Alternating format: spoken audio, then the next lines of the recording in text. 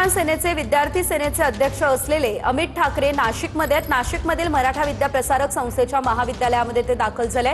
अमित ठाकरे हे केएसके कॉलेजमधील विद्यार्थ्यांसोबत संवाद साधणार आहे। केएसकेडब्ल्यू या कॉलेजमधल्या विद्यार्थ्यांसोबत अमित ठाकरेंचा संवाद असेल।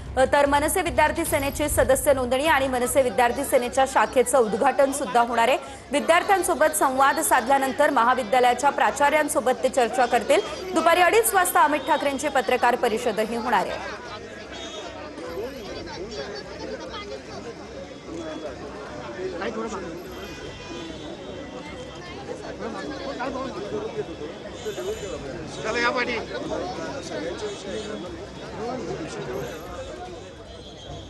तर आपण पाहू शकतो नाशिकमध्ये अमित ठाकरे हे पोहोचलेले आहेत आणि केएसकेडब्ल्यू या महाविद्यालयाच्या विद्यार्थ्यांसोबत ते संवाद साधणार आहेत आणि याशिवाय शाखेचं उद्घाटन देखील ते करतील आणि 2:30 वाजता अमित ठाकरे यांची पत्रकार परिषद होणार आहे।